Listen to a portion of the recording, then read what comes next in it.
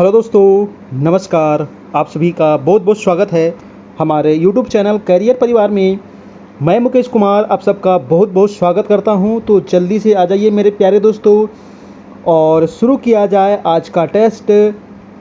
आज की जो टेस्ट होने वाली है वो टेस्ट नंबर आपका 28 होने वाली है, जहां हम लोग देखेंगे 50 महत्वपूर्ण सवाल और उससे संबंधित कम से कम 100 से 150 सवाल अन्य आप लोग को बताने वाले हैं, है ना। और वो भी काफ़ी इंपॉर्टेंट है, जो आपको एग्ज़ाम में पूछा जाता है। और ये बहुत इंपॉर्टेंट क्लास है आपका। यहाँ पर हम लोग अभी सामान्य ज्ञान और सामान्य विज्ञान के महत्वपूर्ण सवाल पर डिस्कशन करने वाले हैं, जो आपका NCERT और SCERT से संबंधित होने वाला है। तो डेली आपकी क्लास चलती है वो दिन में 3 बजे से। तो 3 बजे आप लोग बिल्कुल तैयार रहा कीजिए अपनी क्लास को करने के लिए। तो चलिए दोस्तों, और ये देखिए आपका सभी स्टूडेंट के लिए वेरी वेरी इंपॉर्टेंट है ना, जो आपका 1 से लेकर के 12 क्लास तक सबके लिए ये इम्पॉर्टेंट है। लेकिन जो 1 to 5 वाले हैं, है ना, 1 to 5 वाले हैं, इनके लिए सबसे ज़्यादा इम्पॉर्टेंट है ना, क्योंकि 1 to 5 में आपको 120 नंबर का सवाल जो पूछेगा वो सामान्य अध्ययन ही है, पेपर 2, और वहीं से आपका मेरिट बनने वाला है। लेकिन अन्य जो लोग हैं उनका 40 नंबर ही पूछा जाएगा, है ना, और वहाँ से आपको आपको गेन करना पड़ेगा। 40 में से कम आप 25-30 कोशिश कीजिएगा कि 25-30 नंबर आ जाए, और बाकी जो अपना सब्जेक्ट है 80 नंबर का जो आपको पूछेगा उसमें से आपको लाना पड़ेगा, ठीक है। फिर आपका मेरिट आराम से यहाँ से बन जाएगा।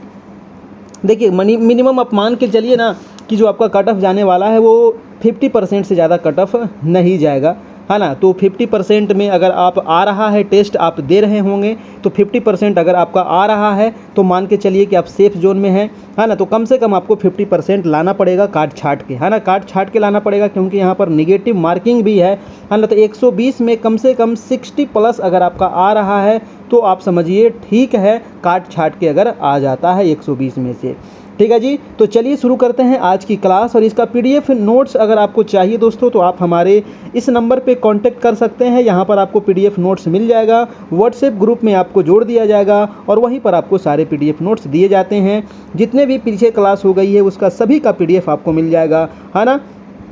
तो चलिए शुरू किया जाए आज की क्लास। ये हमारा नंबर देखिए आपको दे दिया गया है 7857824310। तो ये नंबर है हमारा व्हाट्सएप का, और इसमें चार्ज अभी मात्र 499 का चार्ज है, बहुत ज़्यादा चार्ज नहीं है ना, एकदम मिनिमम चार्ज रखा गया है ताकि आप सभी की तैयारी हो सके, गरीब से गरीब बच्चे भी इसमें जुड़ सके और आराम से वो PDF नोट्स के माध्यम से भी पढ़ सके, है ना, और आप वीडियो के माध्यम से भी डिस्कशन कर सके, अपनी तैयारी को आगे बढ़ा सके, ठीक है जी। तो चलिए दोस्तों शुरू करते हैं। यही फ़ोन पे गूगल पे नंबर है जिस पर आपको 499 पे करके क्या करना है, तो आपको स्क्रीनशॉट लेकर के हमारे इसी नंबर पर आपको 7857824310, है ना, इस पर स्क्रीनशॉट भेज देना है। वहाँ आपको इसका सारा PDF नोट्स आपको मिल जाएगा। शुरू से ही NCERT वाला भी मिल जाएगा। NCERT जो सीरीज चल रहा है आपका 6 से लेकर के 10 क्लास तक, जिसमें हिस्ट्री हो गया है, आपका ज्योग्राफी हो गया है। हिस्ट्री अभी पूरा नहीं हुआ है, हिस्ट्री अभी हो ही रहा है, क्लास 6 7 हुआ है, 8 चल रहा है आपका। ज्योग्राफी आपका 10 तक करवा दिया गया है पूरा, वो आपको मिल जाएगा। पूरा क्वेश्चन आंसर चैप्टर वाइज करवाया गया है, वो सारा चीज़ आपको मिल जाएगा, ठीक है। तो चलिए शुरू करते हैं आज की क्लास। सभी लोग एक बार वीडियो को लाइक कर देना मेरे प्यारे दोस्तों। जितने लोग आ गए हैं आप सभी के लिए इतनी मेहनत करते हैं, बस आपसे एक ही उम्मीद है हमारा कि आप एक वीडियो को लाइक कर दीजिए, चैनल पर नए हैं तो सब्सक्राइब कर लीजिए, अपने दोस्तों को शेयर जरूर कर दीजिएगा। पहला सवाल देखिएगा क्या कह रहा है, बहुत ही इंपॉर्टेंट सवाल है कि अंडे के सिरके के विलयन में 20 से 24 घंटे तक रखने पर क्या होगा, है ना। अंडे के सिरका है, ठीक है, अंडे को रखना है, कहाँ रखना है, तो सिरका के विलयन में रखना ना। अंडा को कहाँ रख दिए भाई साहब, तो सिरका के विलयन में रख दिए। कितने देर रख दिए, तो 20 से 24 घंटा अगर रख देंगे तो क्या होगा, क्या होगा जी, तो अंडे के आवरण का आकार बढ़ जाएगा, ये अंडे के आवरण टूट जाएगा, ये अंडे के आवरण घूल जाएगा, ये अंडे के आवरण सिकुड़ जाएगा। तो यहाँ पर आंसर क्या होगा, फर्स्ट का आंसर तो मैं पहले बता दूं कि आंसर हो जाएगा आपका आंसर नंबर C, यानी कि अंडे का आवरण जो है वो उसमें घुल जाएगा, ठीक है। याद रखिएगा ऑप्शन नंबर आपका C बिल्कुल सही है। इससे संबंधित देखिए 2-4 सवाल मैं आप लोग को और बता दूं, है ना, कि अंडा जो होता है ना, है ना, अंडा जो होता है दोस्तों, इसके जो छिलके होते हैं ना, ऊपर वाला जो छिलके होते हैं वो क्या होता है, तो कैल्शियम कार्बोनेट का बना होता है, ठीक है। कई बार पूछा गया कि अंडे का छिलका किसका बना होता है दोस्तों, तो याद रखिएगा कैल्शियम कार्बोनेट का बना होता है छिलका। जी हाँ, कैल्शियम कार्बोनेट का उसका छिलका बना होता है। तो ये चीज़ आप नोट कर लेना है। अंडा में सबसे ज़्यादा क्या होता है? तो अंडा में सबसे ज़्यादा प्रोटीन पाया जाता है। ठीक है जी, अंडा में प्रोटीन की अगर कमी है तो अंडा खाइए, आपको प्रोटीन मिलेगा। ठीक है।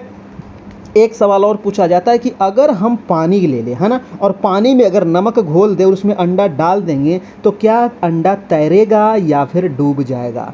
बताइए, है ना। अगर पानी लेते हैं, पानी में नमक घोल देंगे और अंडा उसमें डालेंगे तो दोस्तों अंडा क्या होगा? बताइए, है ना, अंडा तैरने लगेगा। याद रखिएगा, अंडा तैरने लगेगा, है ना। तो ये भी आपको ध्यान रखना है। अब अंडा को दोस्तों कभी भी आप चांदी के चम्मच से नहीं खा सकते हैं। अगर ऐसा करते हैं तो आपका चांदी का चम्मच काला हो जाएगा। याद रखिएगा, कभी भी चांदी के चम्मच से अंडा को नहीं खाइएगा, नहीं तो आपका जो चम्मच है ना चांदी का, वो ब्लैक हो जाएगा, उससे रिएक्शन कर लेता है। अगला प्रश्न चलते हैं, आपका दूसरा नंबर सवाल कह रहा है कि डेंगू के समय रक्तस्राव की संख्या में कमी का क्या कारण है? देखिए, डेंगू के समय रक्तस्राव किसकी कमी की वजह से होता है? तो प्लेटलेट्स की कमी से, है ना। जब भी डेंगू होगा ना तो प्लेटलेट्स जो होता है ना बहुत तेज़ी से घटता है दोस्तों, है ना, बहुत तेज़ी से घटता है प्लेटलेट्स। प्लेटलेट्स की संख्या कितनी होनी चाहिए ये भी आपको पता होना चाहिए। तो 1.5 लाख से लेकर के दोस्तों 4.5 लाख तक प्लेटलेट की संख्या होनी चाहिए। और जैसे ही आपको डेंगू होगा ना तो आपको 3 से 4 दिन में दोस्तों 20,000 से 40,000 हो जाता है प्लेटलेट, है ना। तो आपको थोड़ा सा सतर्क रहना पड़ेगा।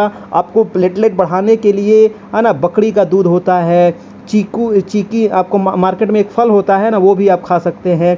और भी बहुत सारा प्रक्रिया है, ठीक है, ये आप बढ़ा सकते हैं। दवा भी आता है मार्केट में, ठीक है। तो ये प्लेटलेट उसमें महत्वपूर्ण होता है कि घट जाता है, जिसके वजह से बहुत ज़्यादा कमजोरी भी होने लगता है। डेंगू ज्वर को ही क्या कहते हैं? तो हड्डी तोड़ बुखार भाई साहब, है ना। हड्डी तोड़ देगा तो हड्डी तोड़ बुखार किसको कहते हैं? तो डेंगू को ही कहते हैं। डेंगू होता कैसे है? तो वायरस के कारण होता है। डेंगू कैसे होता है? वायरस के वजह से होता है डेंगू ज्वर आपका, ठीक है ना। डेंगू बुखार होता है आपका, याद रखिएगा। चलिए जी, और कुछ अगला सवाल चल।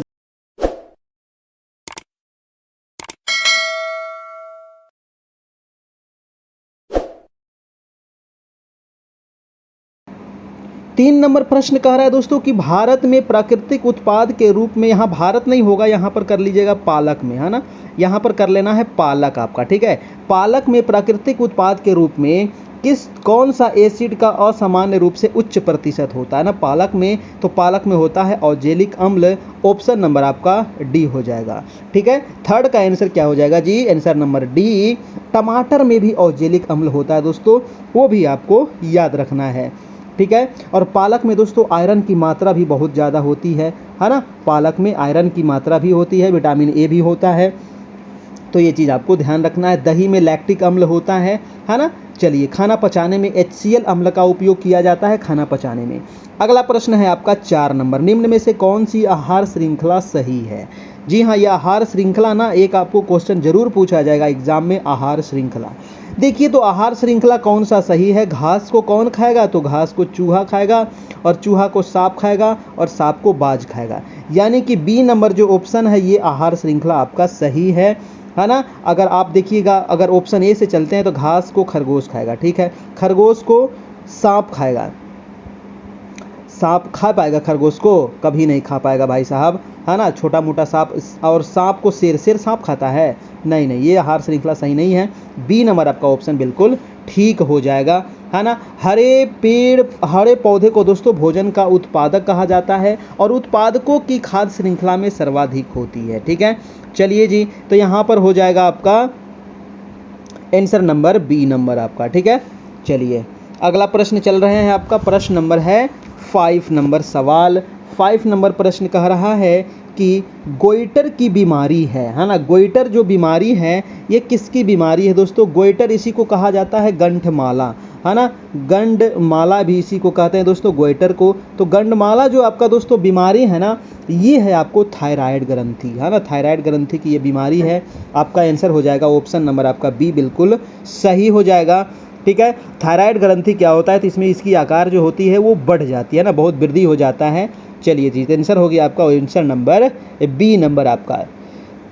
अगला प्रश्न हम चलते हैं आपका 6 नंबर सवाल, बहुत इंपॉर्टेंट है 6 नंबर कि सौर सेल किस प्रकार कार्य करता है ना। सौर सेल जो होता है ना, सौर यानी कि सूर्य वाला जो बैटरी हो देखते हो ना आप लोग, आपके घर में भी होगा, तो वो किस प्रकार से कार्य करता है। तो सौर सेल जो होता है दोस्तों, है ना, तो सौर सेल में क्या होता है कि यह सौर ऊर्जा को विद्युत ऊर्जा में परिवर्तित करता है। राइट आंसर हो जाएगा आपको ऑप्शन नंबर आपका बी नंबर बिल्कुल सही है, ठीक है ना। विश्व की संपूर्ण ऊर्जा का परिणाम स्थिर रहता है, जिसे ऊर्जा संरक्षण का नियम भी कहते हैं। तो ऊर्जा संरक्षण ध्यान रखना है। सूर्य जो है ना, ये पृथ्वी पर ऊर्जा का सर्वोत्तम स्रोत है दोस्तों। ये भी क्वेश्चन पूछा जाता है कि पृथ्वी पर ऊर्जा का सर्वोत्तम स्रोत क्या है, तो सर्वप्रमुख स्रोत जो है वो आपका सूर्य ही है। डायनेमो के बारे में कई बार एग्जाम में पूछा गया है कि जो डायनेमो होता है ना, डायनेमो जो होता है इसमें क्या होता है, तो जो डायनेमो है ये आपको यांत्रिक को विद्युत में बदलता है ना। डायनेमो क्या होता है, तो यांत्रिक ऊर्जा को विद्युत ऊर्जा में बदलता है। मोमबत्ती है ना, जो आप घर में मोमबत्ती जलाते हैं दोस्तों, तो मोमबत्ती में क्या होता है ना, तो मोमबत्ती जलाते हैं तो रासायनिक ऊर्जा को प्रकाश ऊर्जा है ना और उष्मा में परिवर्तित यहाँ पर कर देता है, यानी रासायनिक ऊर्जा को प्रकाश ऊर्जा में परिवर्तित करता है आपका मोमबत्ती।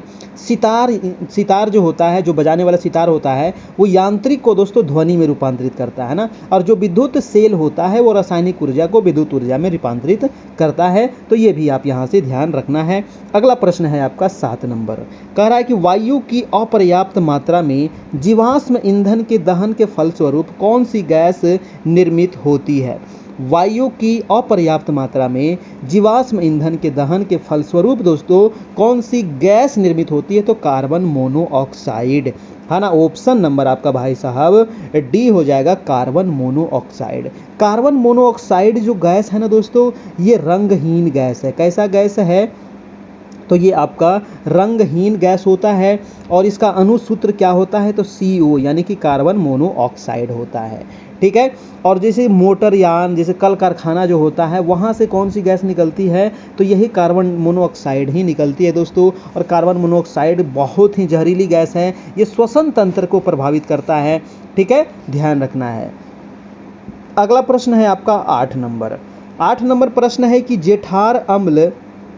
जठर अम्ल यहाँ पर होगा, है ना, थोड़ा सा टाइपिंग मिस्टेक हो गया है। जठर अम्ल द्वारा पेट में स्रावित होता है, तो जठर अम्ल द्वारा क्या स्रावित होगा, है ना, तो जठर अम्ल जो है पार्श्विक कोशिकाओं द्वारा पेट में स्रावित होता है, ठीक है। तो आपका इसका आंसर हो जाएगा आपका सी नंबर, जठर अम्ल पार्श्विक कोशिकाओं द्वारा पेट में स्रावित होता है। राइट आंसर आपका यहाँ पर सी नंबर हो जाएगा। जठर रस जो होता है दोस्तों, ये पीला रंग का अम्लीय द्रव्य होता है, ठीक है। इसका कलर होता है पीला और ये होता कैसा है, तो अम्लीय होता है, यानी कि इसका pH वैल्यू क्या रहेगा, 7 से कम होता है, ठीक है। चलिए, यकृत में पीत रस निकलता है। पीत रस पूछा जाता है कि कहाँ से निकलता है, तो यकृत से। अगला प्रश्न है कि विटामिन ए की कमी से क्या होगा। जी हाँ, तो विटामिन ए की कमी से, है ना, तो विटामिन ए की कमी से हो जाएगा आपका रतौंधी। रतौंधी कहाँ गया, है ना, ऑप्शन नंबर वर्णांधता आप कह सकते हैं, ऑप्शन नंबर सी, है ना, रतौंधी इसको कहते हैं। तो आपका विटामिन ए की कमी से क्या होगा भाई साहब, तो रतौंधी होगा।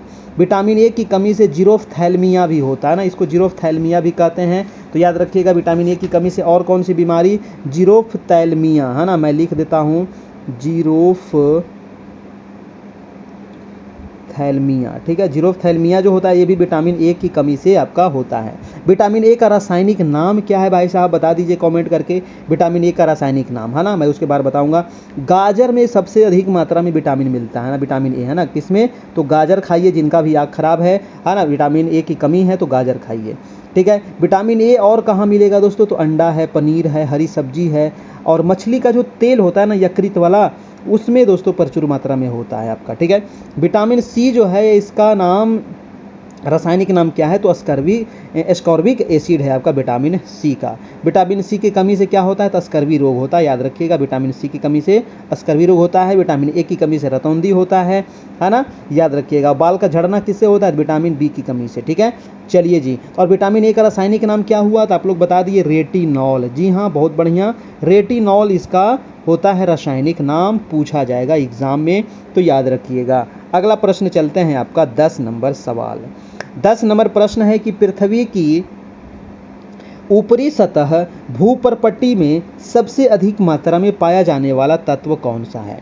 तो हमारी जैसे ये पृथ्वी है और पृथ्वी के जो ऊपरी सतह है ना, तो ऊपरी सतह पर सबसे अधिक मात्रा में जो पाई जाती है वो है आपका दोस्तों ऑक्सीजन, है ना। और ऑक्सीजन कितनी है? तो भूपर्पट्टी पर 46.60% है। ये प्रतिशत भी आप नोट कर लेना है, 46.60% है।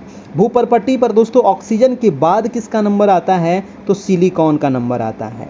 ऑक्सीजन के बाद किसका नंबर आएगा जी? तो सिलिकॉन का नंबर आएगा। और सिलिकॉन कितना है दोस्तों पृथ्वी पर? तो आपका भूपर्पट्टी में 27.72% आपका, ठीक है। ये हो गया आपका सिलिकॉन, ठीक है। और तीसरा नंबर किसका आएगा? तो तीसरा नंबर आएगा Al यानी कि एल्युमिनियम का आपका, ठीक है। तीसरा नंबर आएगा एल्युमिनियम का। और एल्युमिनियम का प्रतिशत कितना है? तो 8.13% हो गया आपका ये एल्युमिनियम वाला, ठीक है। और पृथ्वी के सबसे ऊपरी भाग को कहते क्या है? तो भूपर्पट्टी कहते हैं, ये तो आपको पता ही है ना। और पृथ्वी की जो 3 आपको जो परत है वो तो आपको पता ही होगा, है ना। सबसे ऊपर वाले को सियाल, बीच वाले को सीमा और सबसे आंतरिक वाले को नीफे कहते हैं ना, सियाल, सीमा, नीफे। चलिए भाई साहब, तो ये बहुत सारा चीज़ बता दिए। अब चलते हैं आपका 11वां नंबर सवाल। दही जमाने के लिए कौन जीवाणु उत्तरदायी है? ना, दही जमाने के लिए हम लोग क्या करते हैं, है ना। रात में दूध गर्म किए, हल्का हल्का जब दूध गर्म रहता है तो उसमें हम थोड़ा सा दही डाल देते हैं, दही जम जाता है। लेकिन वो किस जीवाणु के वजह से वो जम रहा है दोस्तों, ये आपको पता होना चाहिए। तो उसको कहते हैं लैक्टोबैसिलस, है ना। लैक्टोबैसिलस एसिडोफिलस है आपका, ठीक है ना। तो आंसर हो जाएगा आपका ऑप्शन नंबर ए आपका बिल्कुल सही हो जाएगा। लैक्टोबैसिलस भी आप याद रखिएगा, है ना। तो ये भी आपको ऑप्शन में दिया रहता है, ऑप्शन नंबर आपका ए हो जाएगा, है ना। चलिए, तो और हाँ, ये क्वेश्चन पूछा जाता है कि बैक्टीरिया की खोज किसने किया था? तो ल्यूवेनहॉक साहब ने किए थे बैक्टीरिया की खोज। किसने किया था बैक्टीरिया की खोज? ल्यूवेनहॉक साहब 1683 ईस्वी में ये क्वेश्चन भी पूछा गया सवाल है। ल्यूवेनहॉक को दोस्तों जीवाणु विज्ञान का जनक भी कहा जाता है ना। ल्यूवेनहॉक जो हैं, है ना, ल्यूवेनहॉक जो हैं, इनको जीवाणु विज्ञान का जनक भी कहा जाता है, ठीक है, याद रखिएगा। चलिए, अगला प्रश्न है दोस्तों आपका 12 नंबर की। 1 पाउंड एक पाउंड शहद बनाने के लिए, है ना, शहद यानी कि जिसको मध कहते हैं, तो 1 पाउंड शहद बनाने के लिए दोस्तों मधुमक्खी को लगभग कितने फूलों को एकत्रित करना पड़ता है? फूलों से रस को एकत्रित करना पड़ता है। तो बहुत इंपॉर्टेंट सवाल है ना। बेचारा एक मधुमक्खी जो है ना, 1 पाउंड शहद बनाने के लिए कितना मेहनत करता है कि नहीं। और आप लोग मेहनत नहीं कर रहे हैं तो कैसे काम चलेगा, है ना, कैसे रिजल्ट होगा? तो 1 पाउंड शहद बनाने के लिए दोस्तों 2 मिलियन, सोच रहे हैं ना, 2 मिलियन का मतलब 20 लाख, है ना, 20 लाख फूलों का उपयोग करती है मधुमक्खी, तब जाकर के 1 पाउंड शहद बनता है। और आप लोग आराम से उसको निकाल लेते हैं, उसके छत्ता को बर्बाद कर देते हैं। अगला प्रश्न है आपका 13 नंबर सवाल क्या कह रहा है, देखिएगा। 13 नंबर प्रश्न कह रहा है कि शैवाल मानव जाति के लिए उपयोगी है क्यों? शैवाल जो है मानव जाति के लिए उपयोगी है क्योंकि ये ऑक्सीजन का निर्माण करता है ना। ये किस चीज़ का निर्माण करता है? तो ये अब दोस्तों आपका ऑक्सीजन का निर्माण करता है आपको शैवाल आपका, ठीक है। तो आंसर हो जाएगा आपका ऑक्सीजन के निर्माण में सहायक होते हैं, ऑप्शन नंबर आपका ए हो जाएगा, ठीक है। चलिए जी,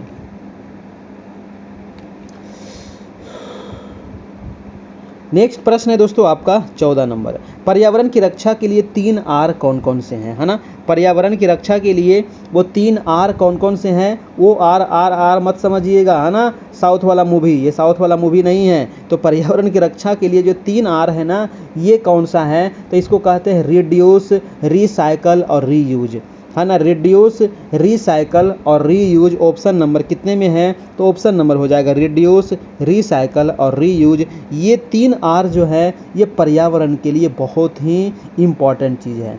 आप भी रिड्यूस कीजिए, रिसाइकल कीजिए और रीयूज कीजिए, जिससे हमारा पर्यावरण सुरक्षित रह सकता है, ठीक है। पर्यावरण दिवस कब मनाते हैं दोस्तों? तो 5 जून को मनाया जाता है पर्यावरण आपका दिवस, ठीक है ना। पर्यावरण दिवस 5 जून, याद रखिएगा।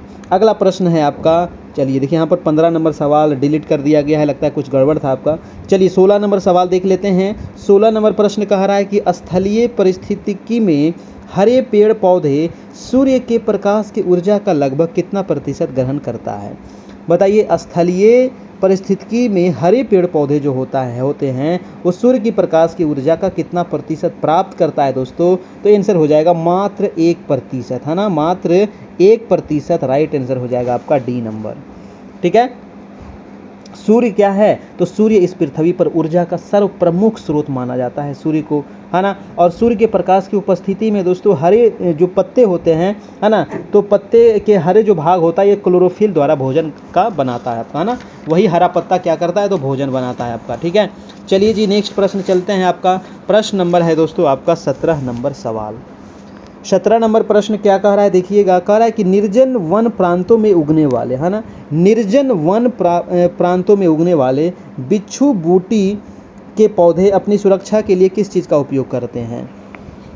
देखिए, निर्जन वन होते हैं मतलब ऐसा वन जहाँ पर मानव जाति नहीं बराबर वहाँ पर पाए जाते हैं, है ना। तो निर्जन वन जो होता है उसमें दोस्तों बिच्छू बूटी एक पौधा है जो उग जाता है और अपनी सुरक्षा के लिए वो किसका उपयोग करता है, ये क्वेश्चन है। तो वो अपनी सुरक्षा के लिए दोस्तों रोए का उपयोग करता है ना, उसका जो रोया होता है उसका उपयोग करता है ये बिच्छू बूटी पौधा आपका। ठीक है, ऑप्शन नंबर दोस्तों यहाँ पर डी हो जाएगा। बिच्छू बूटी जो पौधा एक जंगली पौधा है आपका, है ना, और ये जंगलों में पाया जाता है, निर्जन वन में पाया जाता है, जंगलों में पाया जाता है। तो ध्यान रखिएगा, बिच्छू बूटी जो ये पौधा है इसका वैज्ञानिक नाम है अर्टिका डाइओकर, है ना। इसका वैज्ञानिक नाम क्या है? तो अर्टिका डाइओकर।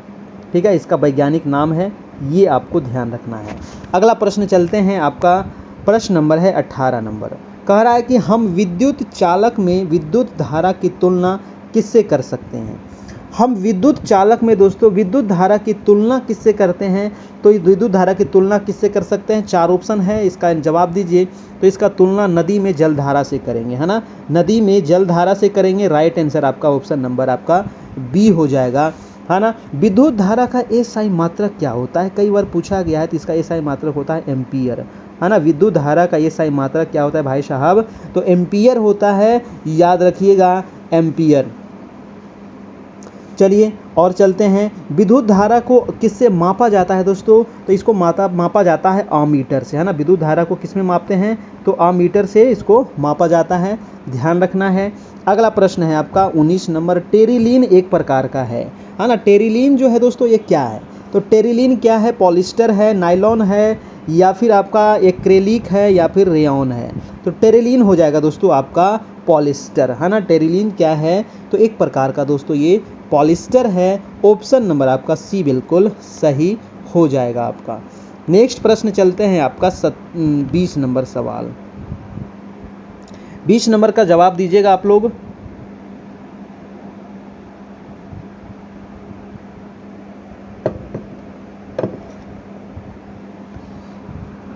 चलिए 20 नंबर प्रश्न कह रहा है कि जॉर्ज जोहान मेंडल ने किसके अध्ययन के माध्यम से वंशानुक्रम का सिद्धांत प्रतिपादित किया था? जी हाँ, यही है अनुवंशिकता के सिद्धांत के जन्मदाता दोस्तों। वो कौन है? मेंडल साहब। और इन्होंने किस पर किए थे? तो मटर पर किए थे। किस पर अध्ययन किए थे दोस्तों? तो मटर पर इन्होंने अध्ययन किया था, है ना। मेंडल को ही अनुवंशिकता का पिता भी कहते हैं, याद रखिएगा। और वंशानुक्रम का सिद्धांत इन्होंने दिया था आपका मटर के अध्ययन करके, आपका ध्यान रखना है आपका दोस्तों। ठीक है, चलिए अगला प्रश्न चले। अब अगला प्रश्न चलते हैं, आपका 21 नंबर सवाल। 21 कह रहा है कि पुरुष के शिश्न का शिखर भाग क्या कहलाता है? बताइए, पुरुष के शिश्न का शिखर भाग क्या कहलाता है? तो शिखर भाग को कहा जाता है ग्लांस। क्या कहते हैं शिखर भाग को? तो इसको ग्लांस कहा जाता है दोस्तों, याद रखिएगा, है ना। और पुरुष में जो शुक्राणु होते हैं वो वृषण में ही दोस्तों उत्पन्न होते हैं। तो इसका आंसर क्या हो जाएगा दोस्तों? ग्लांस। ऑप्शन नंबर आपका बी हो जाएगा बिल्कुल सही जवाब। अगला चलते हैं, प्रश्न नंबर आपका 22 नंबर। लाल शैवाल आमतौर पर कहाँ पाए जाते हैं? है ना। लाल शैवाल जो होते हैं ये आमतौर पर कहाँ पाए जाते हैं? शहर में, पर्वत में, मरुस्थल में, या फिर जल निकाय में? देखिए, लाल शैवाल जो पाए जाते हैं दोस्तों ये न ही शहर में, न पर्वत में, मरुस्थल में, जल निकाय में पाए जाते हैं। ऑप्शन नंबर आपका डी हो जाएगा बिल्कुल सही। शैवालों के अध्ययन को क्या कहते हैं भाई साहब? तो शैवालों के अध्ययन को कहा जाता है, बहुत बार पूछा गया है, फाइकोलॉजी। क्या कहते हैं?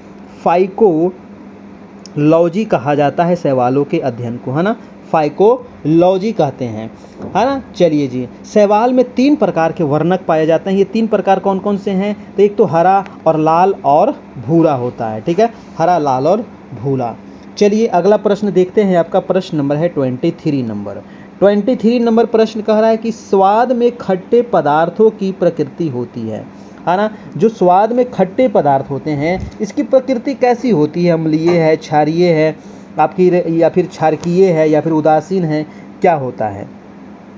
देखिए जो भी खट्टा होता है ना दोस्तों, वो क्या होता है? क्षारीय होता है आपका, ठीक है। जो भी खट्टा होता है, सॉरी क्षारीय नहीं, अम्लीय होता है, 7 से वैल्यू उसका कम होता है ना, 7 से पीएच मान क्या होता है? कम होता है ना। और जो क्षारीय होता है उसका 7 से ज़्यादा होता है, ठीक है। तो ये आप याद रखिएगा। तो ये खट्टा चीज़ क्या है? तो ये होगा अम्लीय, यानी कि ऑप्शन क्या हो जाएगा आपका? ऑप्शन नंबर आपका डी हो जाएगा आपका, है ना, खट्टा।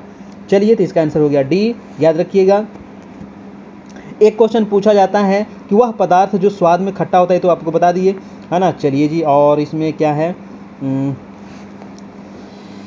अम्लीय का पीएच वैल्यू कितना होता है? 7 से कम होता है, और क्षारीय का 7 से अधिक होता है, याद रखिएगा।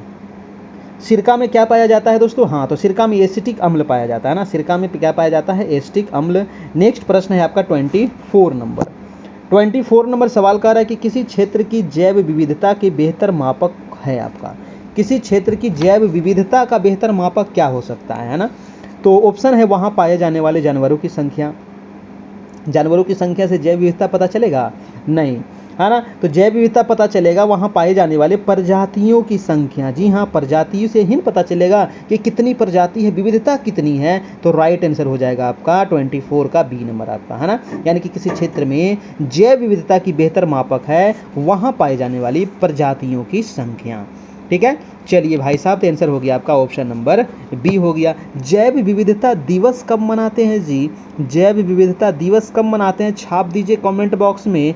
तो ये मनाते हैं 22 मई को, है ना। कब मनाते हैं? 22 मई को मनाया जाता है जैव विविधता दिवस आपका।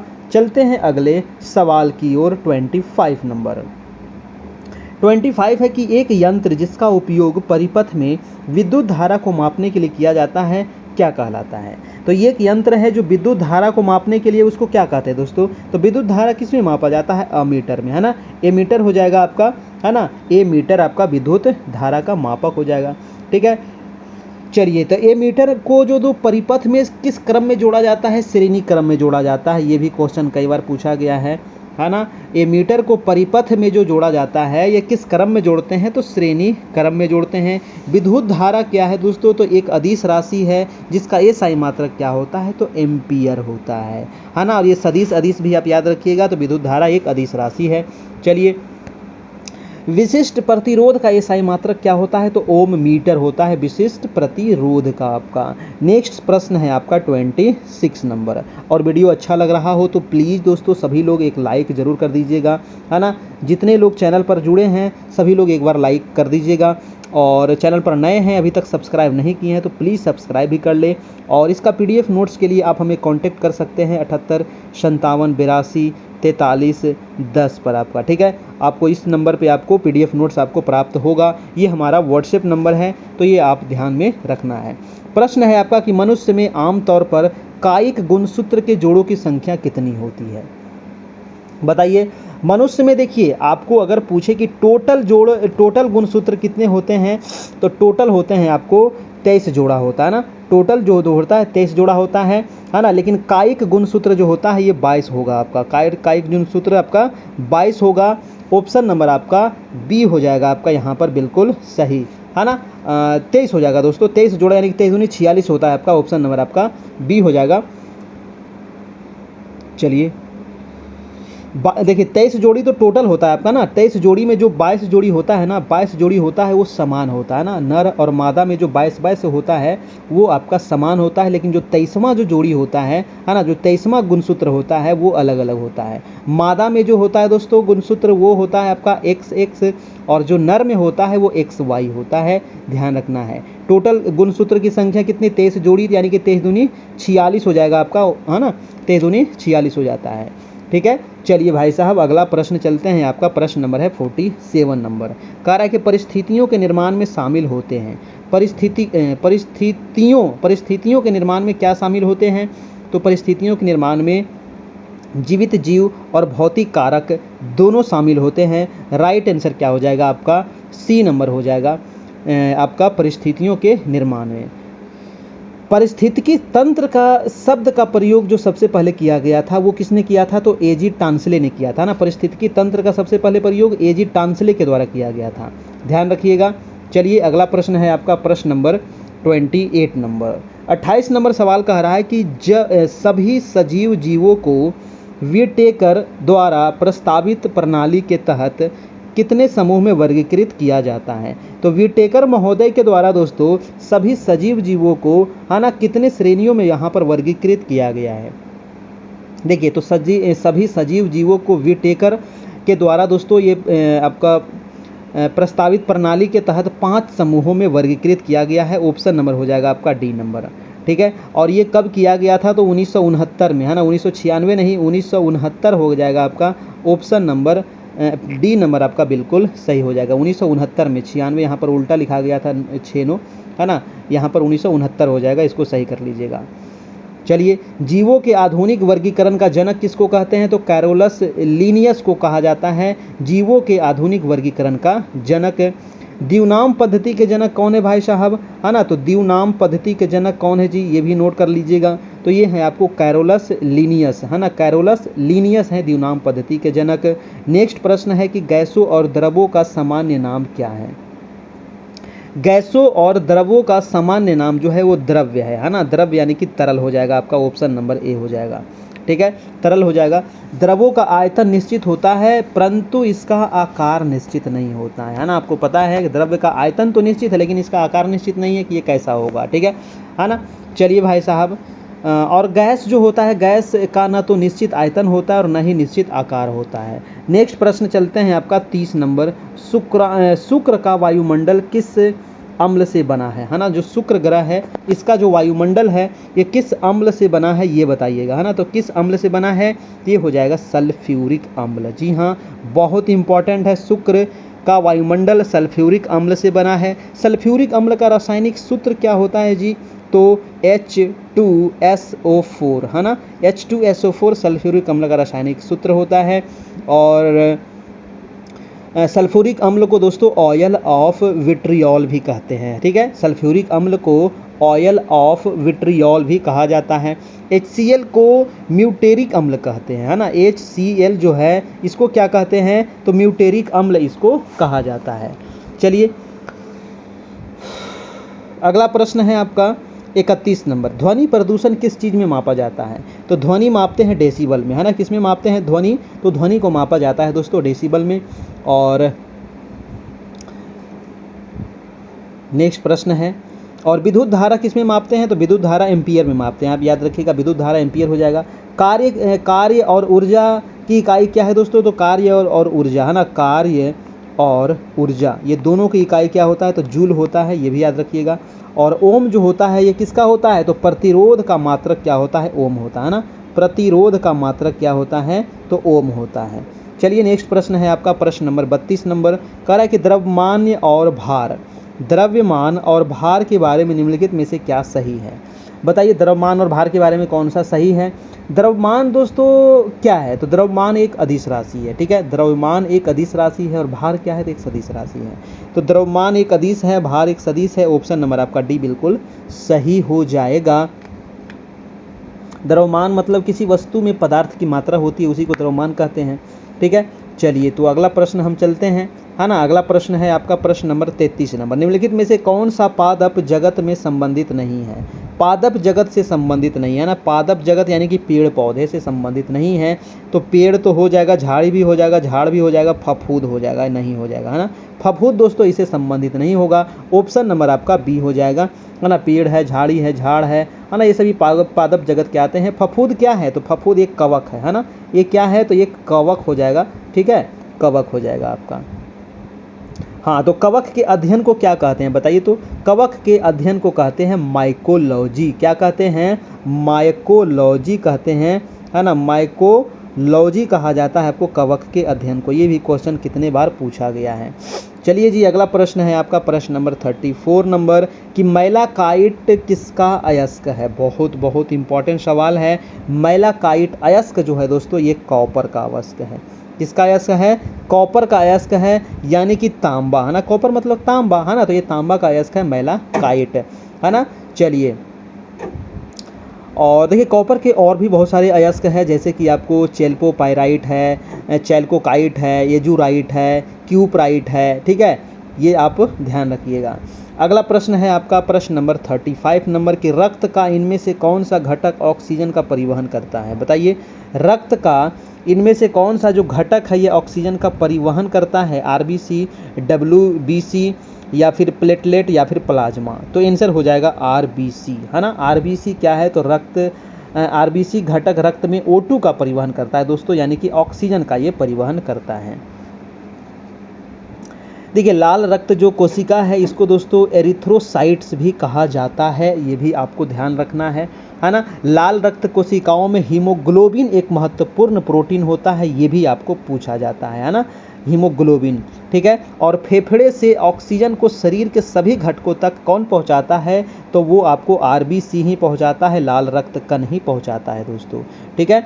चलिए, लाल रक्त कण का जीवन काल कितना होता है? तो लाल रक्त कोशिकाओं का जीवन काल 120 दिनों का होता है, और डब्ल्यूबीसी का कितना होता है? तो 4 दिन का होता है, याद रखिएगा।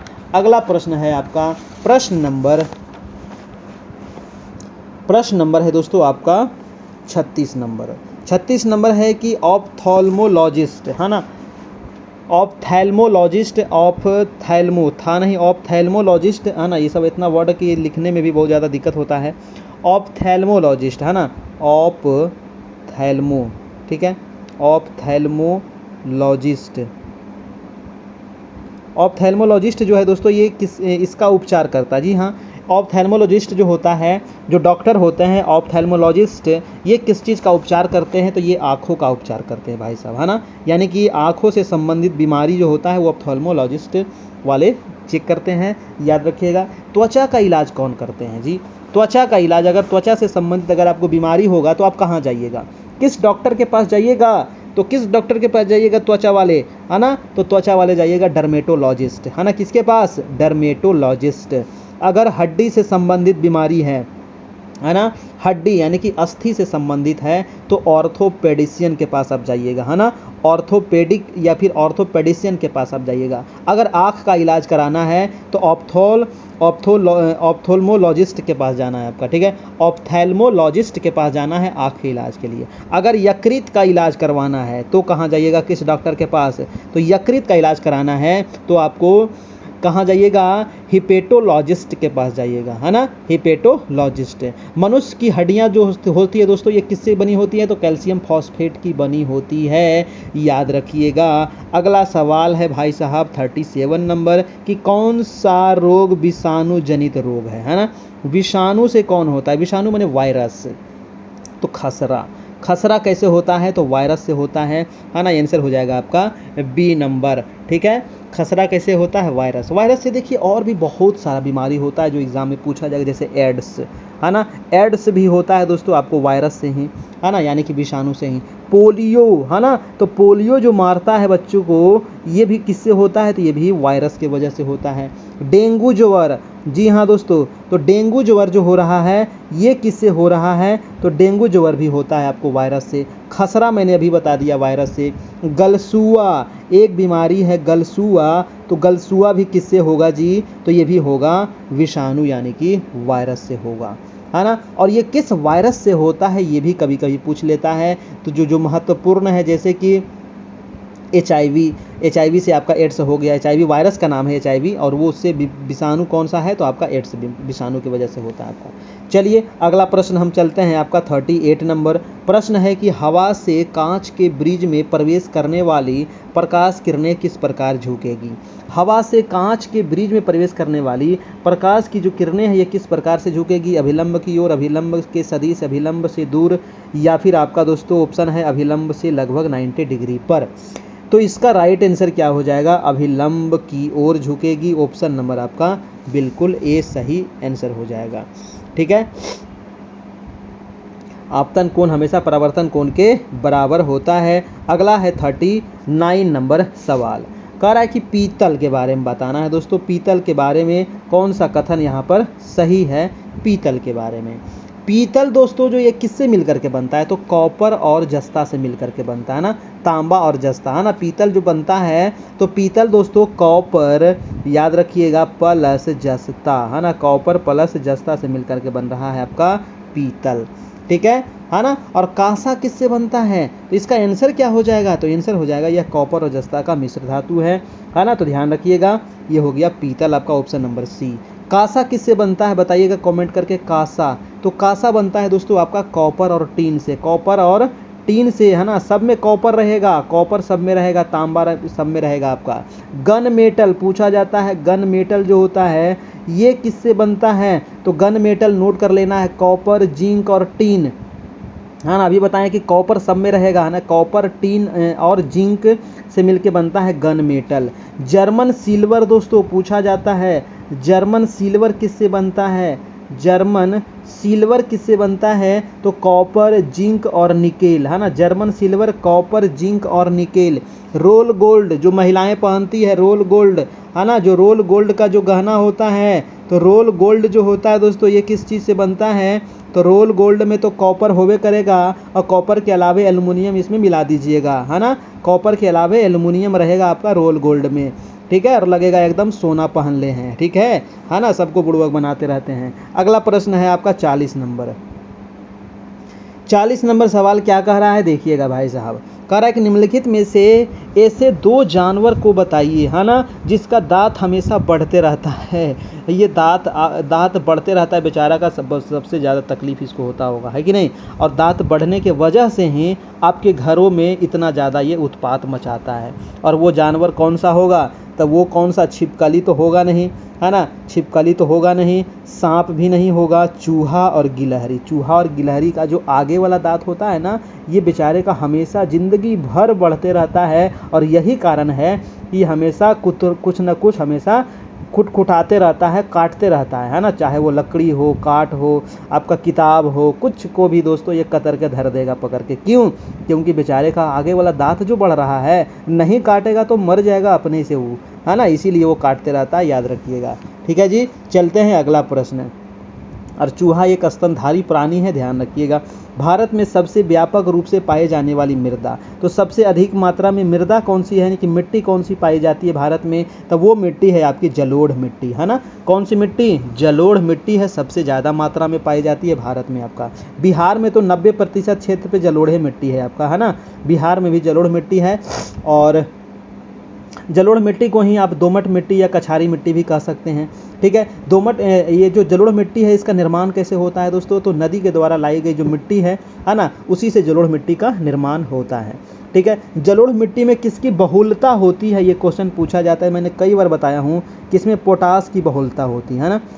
जो जलोढ़ मिट्टी है इसमें पोटास की बहुलता होती है। और किस चीज़ की कमी होती है? तो नाइट्रोजन, फास्फोरस और ह्यूमस की कमी होती है, ठीक है। नाइट्रोजन, फास्फोरस और ह्यूमस की कमी होती है। जलोढ़ मिट्टी जो होता है ये दो प्रकार का होता है। कौन कौन? तो एक तो हो गया बांगर, है ना, एक हो गया आपका बांगर और एक हो गया आपका खादर, है ना। तो जलोढ़ मिट्टी कितने प्रकार की? दो प्रकार की। खादर मिट्टी जो होता है ये काफ़ी उपजाऊ होता है, बांगर मिट्टी जो होता है ये उपजाऊ नहीं होता है, याद रखिएगा। अगला प्रश्न है आपका प्रश्न नंबर 42 नंबर। जैव विविधता दिवस कब मनाया जाता है? जैव विविधता दिवस बहुत अभी मैंने बताया था थोड़ा देर पहले, ये मनाया जाता है दोस्तों 22 मई को, है ना। कब मनाते हैं जैव विविधता दिवस? 22 मई, यानी कि ऑप्शन नंबर आपका ए नंबर। 28 फरवरी को क्या मनाते हैं? तो राष्ट्रीय विज्ञान दिवस, है ना। 28 फरवरी को राष्ट्रीय विज्ञान दिवस मनाते हैं। क्यों मनाते हैं बताइएगा कमेंट करके। राष्ट्रीय विज्ञान दिवस मनाते हैं दोस्तों अपना 28 फरवरी को। 30 जनवरी को क्या मनाते हैं? तो शहीद दिवस, है ना। 30 जनवरी को शहीद दिवस, क्योंकि गांधी जी को इसी दिन नाथूराम गोडसे के द्वारा, है ना, गोली मार दिया गया था। तो ये हो जाएगा शहीद दिवस। 30 जनवरी 1948 को मारा गया था आपका, ठीक है ना। 30 जनवरी 1948, इसलिए 30 जनवरी को हम मनाते हैं शहीद दिवस आपका, ठीक है जी। चलिए भाई साहब अगला प्रश्न चलते हैं 43 नंबर सवाल। कह रहा है कि किसने कहा था कि भारत की एकमात्र आशा उसकी जनता से है, उच्च वर्ग शारीरिक एवं नैतिक रूप से क्या है तो मृत है। बिल्कुल सही बात इन्होंने कहा था दोस्तों, है ना। इन्होंने बिल्कुल सही बात कहे थे कि वो एकमात्र आशा किससे है तो जनता से ही है। भारत की जो आम जनता है वही कुछ कर सकती है। जो उच्च वर्ग के लोग हैं ना वो सिर्फ अपना लादा भरने के फेरा में रहते हैं, ठीक है ना। दूसरे से उसको कोई मतलब नहीं है ना। वो नैतिक रूप से क्या है तो मरे हुए व्यक्ति है, वो मृत है।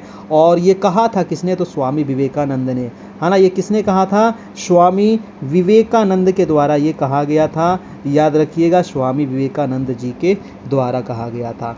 देखिए कुछ और कथन महत्वपूर्ण है जो आपको एग्जाम में पूछा जाता है, तो इसका आंसर हो जाएगा आपका ऑप्शन नंबर सी। एक सवाल मैं आपसे पूछ रहा हूं, आप लोग उसका जवाब दीजिएगा। एक कथन है ना। ये कथन मैंने 3-4 कथन में अभी आपको यहाँ पर बताऊंगा, ठीक है। नोट कर लीजिएगा धीरे धीरे करके, है ना। पॉज कर करके नोट कर लीजिएगा, है ना। रोक रोक के नोट कर लीजिएगा, बहुत इंपॉर्टेंट कथन है। कह रहा कि यदि हम साल में एक बार मेढक की तरह टर्राते हैं, जी हाँ, कथन है कि यदि हम साल में एक बार मेढक की तरह टर्राते हैं तो हमें प्रयासों में सफलता नहीं मिलेगी, बिल्कुल नहीं मिलेगी। आप साल में दोस्तों एक दिन पढ़ के क्या उखाड़ लीजिएगा? कुछ नहीं उखाड़ सकते, है ना। साल में एक दिन पढ़ के कुछ नहीं उखाड़ सकते, उसके लिए डेली आपको मेहनत करना पड़ेगा। वही कथन यहाँ पे था बाल गंगाधर तिलक जी का कि यदि आप साल में एक बार मेढक की तरह टर टर कर दिए उससे आपको सफलता नहीं मिलेगी। ये कथन था बाल गंगाधर तिलक का, याद रखिएगा। दूसरा कथन मैं पर बता रहा हूँ कि समूचा भारत एक विशाल बंदी गृह है। ये कथन किसका है?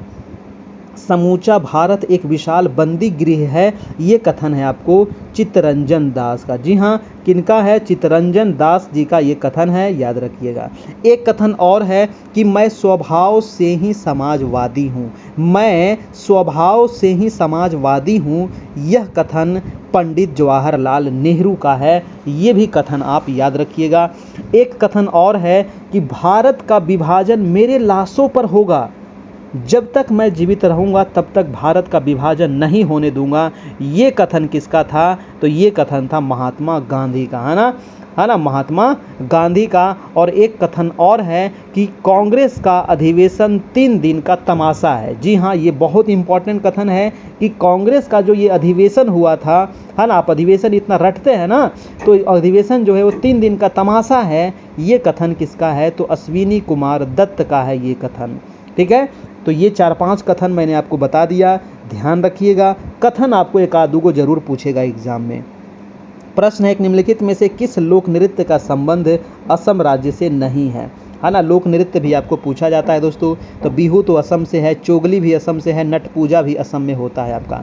काठी जो है काठी असम में नहीं होता है। काठी दोस्तों कहाँ का है? तो काठी है दोस्तों आपका मध्य प्रदेश का, ठीक है। काठी कहाँ का है? मध्य प्रदेश का है। छऊ हो गया, सरहुल हो गया, कर्मा, विदेशिया, ये सभी झारखंड का है ना। नोट कर लीजिएगा, झारखंड वाला पूछेगा, है ना। झारखंड का कौन सा लोक नृत्य है? छऊ, बहुत बार पूछा गया है। छऊ, सरहुल, कर्मा, विदेशिया, ये 4 बहुत इंपॉर्टेंट है आपके झारखंड वाले। उत्तराखंड में जैसे चपादी, गढ़वाली उत्तराखंड का है ना। पंडवानी, नवरानी छत्तीसगढ़ का है। राजस्थान का कालबेलिया है आपका। महाराष्ट्र के तमाशा है आपका। ये सभी पूछा जाता है एग्जाम में। अगला प्रश्न है आपका 45 नंबर प्रश्न। 45 नंबर है कि 20वीं सदी की एक लंबी अवधि तक, है ना, 20वीं सदी की एक लंबी अवधि तक केंद्रीयकृत योजनाबद्ध अर्थव्यवस्था का निकटतम उदाहरण कौन है? तो निकटतम उदाहरण हो जाएगा आपका सोवियत संघ, यानी कि 45 का आंसर नंबर आपका सी हो जाएगा। 20वीं सदी की एक लंबी अवधि तक केंद्रीकृत योजनाबद्ध अर्थव्यवस्था का निकटतम उदाहरण दोस्तों सोवियत संघ है। पूर्व सोवियत संघ में सर्वप्रथम नियोजित अर्थव्यवस्था तो जो था वो आपका 1928 ईस्वी में प्रारंभ किया गया था, नियोजित अर्थव्यवस्था, ध्यान रखिएगा, है ना। चलिए, भारत में नियोजित अर्थव्यवस्था जो आया था 1934 ईस्वी में आया था। अगला प्रश्न है आपका 46 नंबर। किस मुगल सम्राट के शासन के दौरान भारतीय मुगल चित्रों का उद्गम हुआ था? तो भारतीय जो मुगल चित्र है दोस्तों, इसका उद्गम किस मुगल सम्राट के समय हुआ था? तो वो था आपका कौन? तो वो था हुमायूं। जी हाँ, हुमायूं के तमाम उद्गम पूछ रहा है आपका, है ना, उद्गम कह रहा है, यानी कि शुरुआत किसने किया था? तो हुमायूं के द्वारा ये सबसे पहले हुआ था, मुगल चित्र का शुरुआत आपका, ठीक है ना, शुरुआत हुमायूं के द्वारा हुआ था।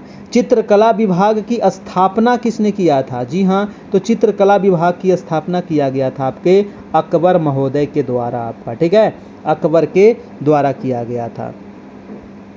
जहांगीर जो था ना, ये चित्रकला का बहुत बड़ा विशेषज्ञ था। एक क्वेश्चन पूछा जाता है कि चित्रकला के लिए मुगल काल का स्वर्ण काल, जी हाँ, मुगल काल का, है ना, मुगल काल का स्वर्ण काल किसको कहते हैं? मुगल काल का स्वर्ण काल किसको कहते हैं दोस्तों? चित्रकला का। तो मुगल काल का स्वर्ण काल कहा जाता है जहांगीर के काल को ही। किसको? जहांगीर के काल को ही कहा जाता था स्वर्ण काल, है ना। ये बहुत बड़ा चित्रकार था, ध्यान रखिएगा। चलिए अगला प्रश्न है दोस्तों आपका, प्रश्न नंबर 47 नंबर। शाहजहां के 4 पुत्र, जी हाँ, शाहजहां के 4 पुत्रों में किसे 52 उपनिषदों अनुवाद का श्रेय जाता है ना। बहुत ज़्यादा विद्वान ये पुत्र था इसका, शाहजहां का, है ना। ये 52 उपनिषदों का अनुवाद किया था दोस्तों। ये पुत्र कौन था इसका? तो इसका पुत्र का नाम था दोस्तों दारा शिकोह। दारा शिकोह जो था, इन्होंने ही दोस्तों 52 उपनिषदों का अनुवाद किया था और ये शाहजहां का आपका पुत्र था, ध्यान रखना है ना। और सिर ये अकबर नाम से उपनिषदों का फारसी में अनुवाद किया था। किस नाम से किया था? सिर, है ना, सिर ए अकबर, है ना, सिर ए अकबर के नाम से ये आपका किया था आपका अनुवाद। किस में किया था? तो फारसी में अनुवाद किया था आपका, ठीक है, फारसी में अनुवाद किया था। शाहजहां के पुत्रों में दारा शिकोह जो था ये सर्वाधिक विद्वान था आपका, ये भी ध्यान रखिएगा, है ना। दारा शिकोह सबसे ज़्यादा विद्वान था। और दारा शिकोह जो था इसके गुरु कौन थे? तब मुल्ला शाह बदख्शी इसके गुरु थे, याद रखिएगा। दारा शिकोह और औरंगजेब के बीच भी एक युद्ध होती है ना। औरंगजेब क्योंकि मतलब इसका जो बेटा था वो राजा था, लेकिन दारा शिकोह और औरंगजेब के बीच एक युद्ध होता है, देवराय का युद्ध, है ना, देवराय घाटी का युद्ध दोस्तों, उत्तराधिकार के लिए हुआ था आपका, जिसमें आपका दारा शिकोह की पराजय होती है ना। और फिर 1659 ईस्वी में इसकी हत्या करवा दी जाती है, किसके द्वारा? तो इसको हत्या हो जाता है दोस्तों आपको औरंगजेब के द्वारा। चलिए अगला प्रश्न देखते हैं, आपका प्रश्न नंबर है 48 नंबर सवाल। 48 नंबर सवाल है आपका कि ईस्ट इंडिया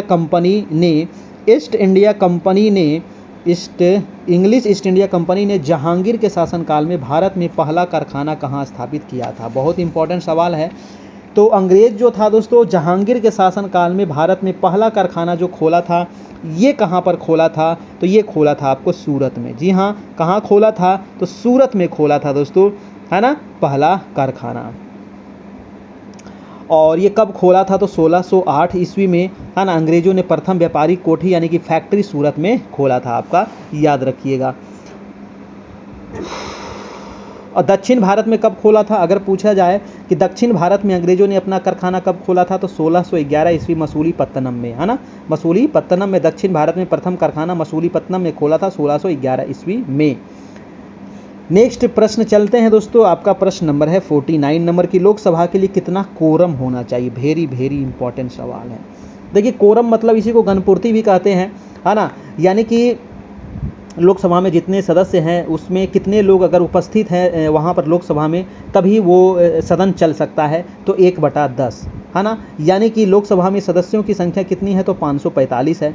और 545 अगर 10वां भाग अगर उपस्थित नहीं है, यानी कि 55 लोग अगर उपस्थित नहीं हैं, तो फिर ये सदन नहीं चल पाता है। इसी को कहते हैं दोस्तों गणपूर्ति या फिर कोरम इसको कहते हैं। यानी कि कुल सदस्यों का कितना होता है? तो 10वां भाग होता है आपका। ऑप्शन नंबर आपका बी हो जाएगा राइट आंसर आपका, ठीक है। और राज्यसभा में भी यही होता है ना, टोटल सदस्यों का 10वां, यानी कि कुल सदस्यों का 10वां भाग होता है। राज्यसभा में भी, लोकसभा में भी आपका होता है, तो याद रखिएगा, है ना। चलिए, और ये अनुच्छेद कितने में है? तो दोस्तों अनुच्छेद 100 के अंतर्गत, है ना, अनुच्छेद 100 के अंतर्गत संसद की दोनों सदनों हेतु कोरम का उल्लेख किया गया है। अनुच्छेद कितने में? तो 100 में आपका, ठीक है। तो अगर पूछे कि कोरम अनुच्छेद कितने में है, तो 100 में है आपका। और आज का दोस्तों लास्ट प्रश्न है और लास्ट सवाल है, तो इसका आप लोग सही सही जवाब देना है। और वीडियो अच्छा लगा हो तो एक लाइक ज़रूर कर दीजिएगा। चैनल पर नए हैं तो सब्सक्राइब कर लेना है। और अगर इसका PDF चाहिए तो आप हमारे यहाँ जुड़ जाइए। 499 अभी मात्र चार्ज है। हमारा नंबर है 7857824310, है ना। आपको 1 to 5 और 9 10th की पूरी तैयारी चल रही है, तो आप ध्यान रखना है यहाँ पर पहले जितना जल्दी हो सके आप जुड़ जाइए, है ना। मात्र 499 का यहाँ पर चार्ज अभी लगने वाला है, फिर ये चार्ज भी बढ़ सकता है। कह रहा है प्रश्न कि भारतीय संविधान की 8वीं अनुसूची, जी हाँ, है ना। कितने टोटल अनुसूची की संख्या कितनी है, तो टोटल 12 अनुसूची है वर्तमान में। कह रहा है कि 8वीं अनुसूची में कौन सी भाषा निर्दिष्ट नहीं है, तो टोटल कितने भाषा इसमें निर्दिष्ट हैं, तो टोटल 22 भाषा वर्तमान में है ना। मैं इसका पूरा भी इतिहास बताने वाला हूँ आपका, है ना। पूरा 22 भाषा इसमें आपका है आपका वर्तमान में, ठीक है। कौन सी भाषा नहीं है, तो नहीं वाले को पहले हम छाड़ देते हैं अंग्रेजी। जी हाँ, अंग्रेजी दोस्तों इसमें नहीं है ना। बहुत सारे लोग को लग रहा होगा कि अंग्रेजी है, भाई साहब अंग्रेजी नहीं है ना। ध्यान रखिएगा, अंग्रेजी इसमें नहीं है ना। चलिए अब मैं इसके बारे में बता दूं थोड़ा सा कि जो 8वीं अनुसूची है ना, जब संविधान बना था तो इसमें 14 भाषा था, है ना। टोटल किसमें कितना भाषा था, इसमें 14 भाषा था। लेकिन बाद में होता है 21वां संविधान संशोधन, है ना। 21वां संविधान संशोधन होता है आपका 1967 में, है ना। 1967 में होता है 21वां संविधान संशोधन है दोस्तों। और इसमें एक भाषा जोड़ा जाता है ना। कितनी भाषा, एक भाषा जोड़ा जाता है। और वो भाषा कौन सा था, तो वो भाषा था आपका सिंधी। जी हाँ, तो सबसे पहले सिंधी भाषा को यहाँ पर जोड़ा गया था 1967 में 21वां संविधान संशोधन। उसके बाद होता है दोस्तों 71वां संविधान संशोधन आपका, ठीक है। 71वां संविधान संशोधन होता है आपका 1992 ईस्वी में। और 1992 ईस्वी में दोस्तों 3 भाषा जोड़ा जाता है। वो 3 भाषा कौन कौन था, नोट कर लीजिएगा, नेपाली, मणिपुरी और कोंकणी। ये क्वेश्चन 1000 बार पूछा गया है। नेपाली, मणिपुरी और कोंकणी भाषा जोड़ा गया था कब, तो 1992 में 71वें संविधान संशोधन, 3 भाषा आपका। उसके बाद होता है आपका दोस्तों 92 संविधान संशोधन, है ना। 92वां संविधान संशोधन कब हुआ था भाई साहब, तो 2003 में हुआ था। जी हाँ, 2003 में हुआ था। और इस समय 4 भाषा जोड़ा गया था। ये 4 भाषा कौन कौन जोड़े गए थे, मैथिली, बोडो, डोगरी, संथाली। मैथिली, बोडो, डोगरी, संथाली, ये 4 भाषा जोड़े गए थे। और ये सभी मिलाकर के वर्तमान में कितनी भाषा हैं, तो अभी 22 भाषा है, ठीक है। अभी 22 भाषा है और 8वीं अनुसूची में है, याद रखिएगा, है ना। तो ये सारा इतिहास आपको बता दिया गया इसके बारे में। यहाँ से एक सवाल फिक्स है कि आपको एग्जाम में पूछ देगा, आपको ध्यान रखिएगा। तो ये था आज का टेस्ट, उसका है ये आंसर, यहाँ पर आपको आंसर दे दिया जाएगा। और ये टेस्ट नंबर था 28। कैसा लगा आप लोग नीचे कमेंट बॉक्स में छाप दीजिएगा अपना अपना प्रतिक्रिया, है ना। जो सुझाव देना है वो सुझाव भी दे सकते हैं। तो ये हमारा दोस्तों रहा आज का टेस्ट। अच्छा लगा हो तो एक लाइक भी कर दीजिएगा, है ना। नहीं अच्छा लगा हो तो नहीं कीजिएगा, कोई बात नहीं है, आपकी इच्छा, जैसी आपकी इच्छा है कि नहीं, है ना। चलिए दोस्तों, तो ये रहा आज का टेस्ट। और आज रात में दोस्तों आपके टेस्ट होगी NCERT, है ना। NCERT सीरीज चल रही है आपकी रात में, NCERT, है ना। NCERT ज्योग्राफी आपका कंप्लीट हो गया है। हिस्ट्री अभी चल रहा है, क्लास 8 का चल रहा है। और क्लास 8 का आज होगा चैप्टर नंबर आपका 4 होगा, ठीक है। तो 4 नंबर आप पढ़ लीजिएगा, क्लास 8 का चैप्टर नंबर 4, उसी से संबंधित आज आपका सवाल होने वाला है। लगभग 40-50 सवाल हम करवाएंगे रात में, है ना। ज़्यादा नहीं, आधे घंटा का आपका लगभग रात में क्लास होने वाला है। तो ये नंबर है जहाँ आप हमारे यहाँ जुड़ सकते हैं और आपको यहाँ पर सारे PDF नोट्स प्राप्त हो जाएंगे आपको, ठीक है। मात्र आपको सिर्फ एक बार 499 का इसमें चार्ज लगेगा। उसके बाद आपको कोई चार्ज नहीं लगेगा, पूरे एग्ज़ाम तक आपकी तैयारी होते चलेगी, है ना। जो भी पीछे क्लास छूट गया है उसका भी PDF है, वीडियो है, सारा चीज़ आपको मिल जाएगा। और आगे जो क्लास होगी वो भी आपको निरंतर मिलता रहेगा दोस्तों ग्रुप में, ठीक है। तो चलिए अब फिर मिलते हैं कल। जो भी पेमेंट करेंगे तो स्क्रीनशॉट इस नंबर पर ज़रूर भेज देंगे ताकि आपको ग्रुप में जोड़ा जा सके दोस्तों। थैंक यू, फिर मिलते हैं दोस्तों नेक्स्ट क्लास में। तब तक के लिए गुड बाय, टेक केयर, अच्छे से रहिए, तैयारी करते रहिए जम के दोस्तों। जहाँ से भी जो मिले उसको पढ़ते रहिए, है ना। ऐसा नहीं कि हमारे जहाँ आपको अच्छा लगे पढ़िए, खूब पढ़िए, है ना। रिजल्ट लेना है ना, रिजल्ट लेना है तो बस पढ़ना पड़ेगा, है ना। मेहनत करना पड़ेगा तभी कुछ होने वाला है ना। साल में एक बार, जैसे देखे थे ना अभी, साल में एक बार टर्राने से हमारी सफलता नहीं मिलने वाली है, ठीक है। तो डेली पढ़िएगा, कम से कम, ज़्यादा नहीं 5 घंटा पढ़िए, कम से कम 5 घंटा डेली पढ़िए, रिजल्ट हो जाएगा, है ना। आप 3 महीना भी 5 घंटा, अभी 3 महीना तो नहीं बचा, अब 3 महीने से कम ही बचा है ना। तो 2.5 महीना आपके पास समय है। आप 5 घंटा लगातार हर दिन पढ़िए, आपका रिजल्ट 100% हो जाएगा, कोई नहीं रोक सकता, है ना। लेकिन हाँ, 5 घंटा मन से पढ़ना है ना, किताब लेके बैठे हैं वैसे नहीं, मन से पढ़ना है 5 घंटा, ठीक है। वो 10 घंटा के बराबर करेगा अगर मन से आप पढ़ते हैं तो, ठीक है। चलिए तो फिर मिलते हैं नेक्स्ट क्लास में। जैसे ही कुछ अपडेट आएगा आप लोग को अपडेट भी दिया जाएगा, अपनी तैयारी को करते रहिएगा, है ना। और thank you, goodbye, take care, bye bye.